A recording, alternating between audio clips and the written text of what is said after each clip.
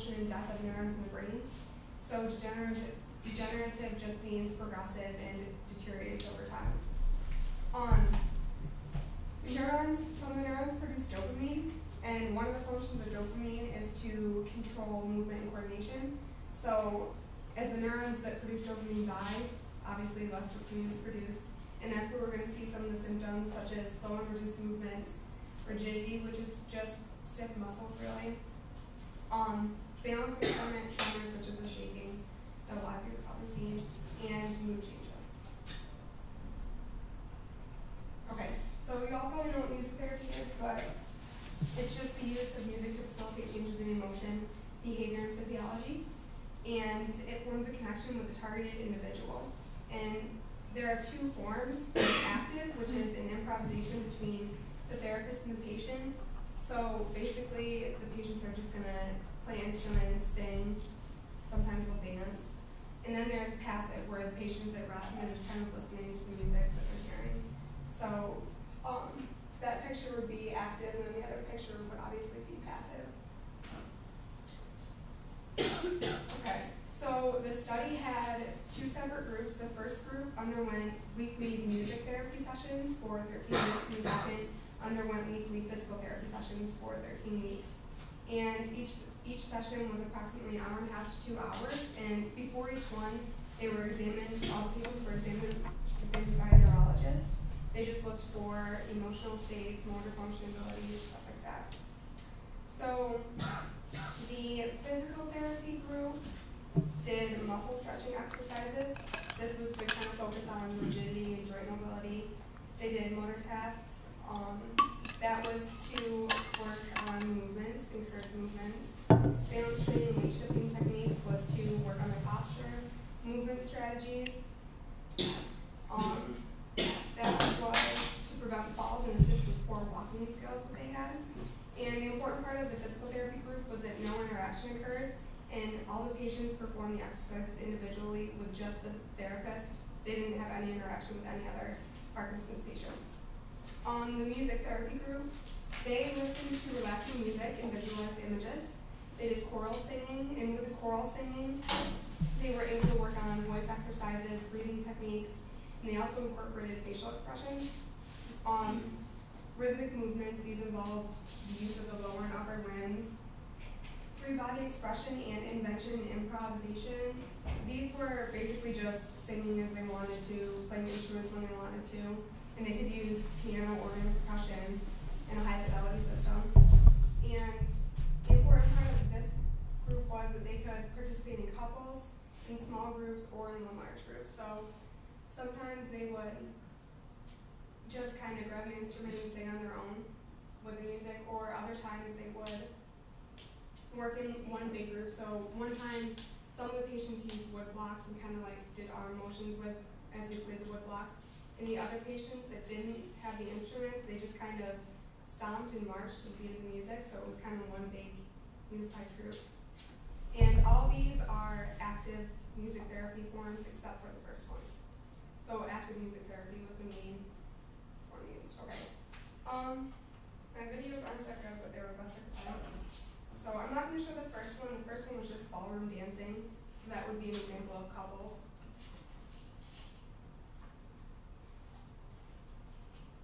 And then this one I'm going to show right now is them singing. They're short.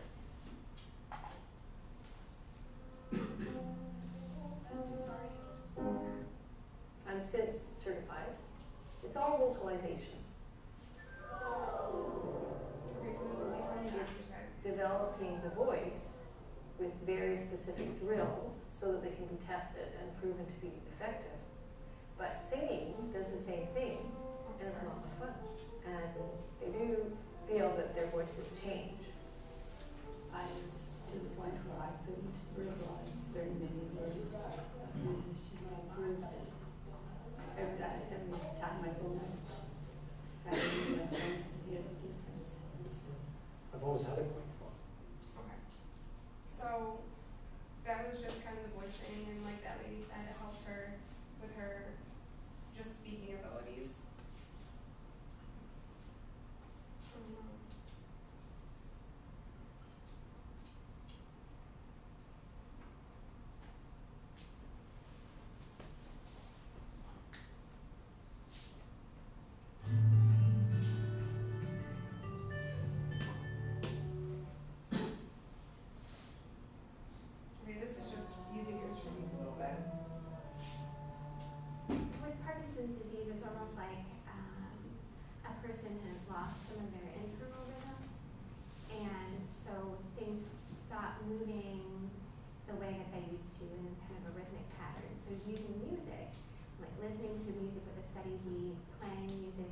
they need.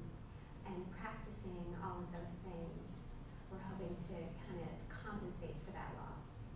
And a lot of research has shown that music can help the brain rewire itself around parts of the brain that are damaged. So that's one of the reasons why music therapy works. As far as the and then that one just basically showed how they use instruments and incorporate movements with their. Okay. So basically, the results really proved music therapy to be very competitive with physical therapy. The patients that underwent music therapy, they showed an overall improved quality of life, which was pretty important. That was a pretty big deal. It was thought that this improved quality of life probably arised from the social contact and communication that they had.